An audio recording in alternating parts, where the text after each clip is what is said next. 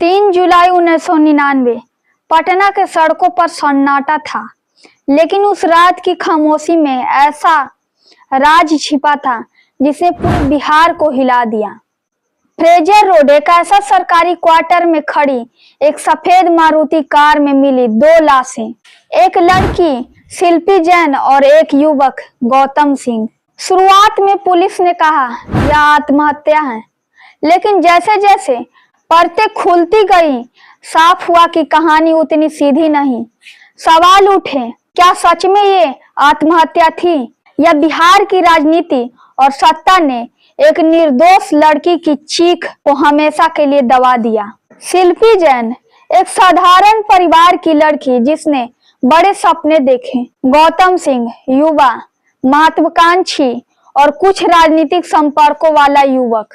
2 जुलाई 1999 की शाम से दोनों लापता थे। अगली सुबह फ्रेजर रोड के एक सरकारी क्वार्टर नंबर 12A के गैरेज में उनकी लाशें मिली। दोनों अर्धनग्न अवस्था में थे और कार के भीतर जहर की बोतल मिली। पुलिस ने जल्दी में केस बंद करने की कोशिश की।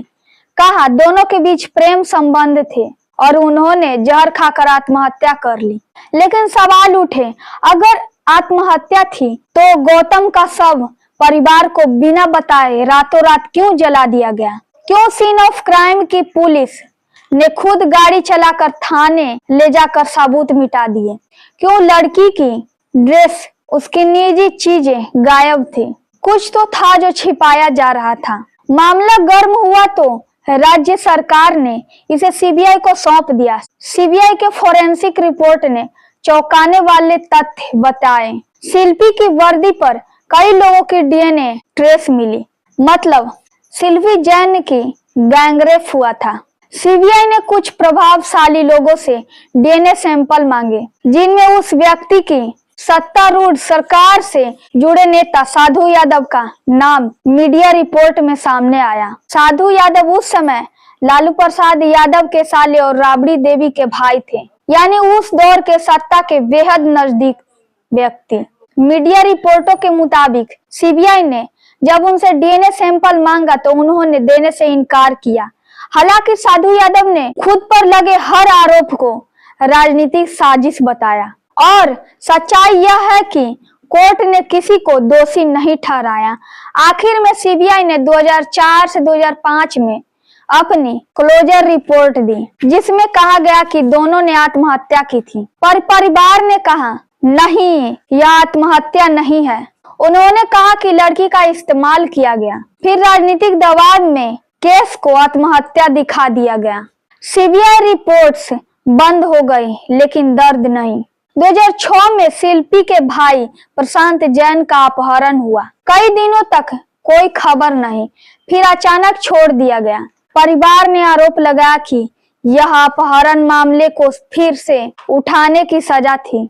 कई साल बीत गए, मीडिया चुप, राजनीतिक बदल गई, लेकिन 2025 में यह मामला फिर चर्चा में आया। जनसुराज के संस्थापक प्रशांत किशोर ने कहा, बिहार के उप मुख्यमंत्री सम्राट चौधरी के खिलाफ पुराने हत्या मामलों के फाइलें फिर से खोली जानी चाहिए। प्रशांत किशोर ने आरोप लगाए कि सम्राट चौधरी ने 1995 के एक हत्या कांड में अपनी उम्र कम दिखाकर मुकदमे से बचने की कोशिश की थी। उन्होंने यह भी कहा कि सत्ता बदलने के बाद कई पुराने केस दबा दिए गए। हालांकि सम्राट चौधरी ने सभी आरोप को सिर से नकार दिया। उन्होंने कहा यह सब राजनीतिक प्रोपेगेंडा है। बिहार की जनता आज भी पूछती है, अगर शिल्पी गौतम ने आत्महत्या की तो वो सबूत क्यों है जो कहानी कुछ और बताते हैं? अगर यह हत्या थी तो असली अपराधी कौन था?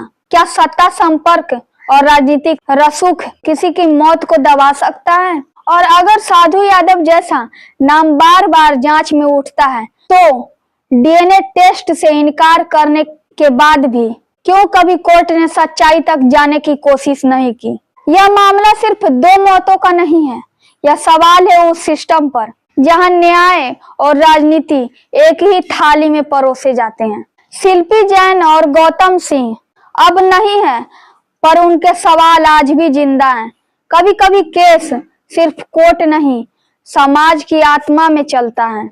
जिस न्यायालय से लोग उम्मीद करते हैं, वही न्यायालय में लोगों के केस को दबाया जाता है। बाकी क्या आप लोग क्या सोचते हैं, ये कमेंट करके बताइएगा जरूर, क्योंकि ये हादसा शायद आपके घर वालों के भी साथ हो सकता है। मिलते हैं अगले वीडियो में, तब तक के लिए जय हिंद।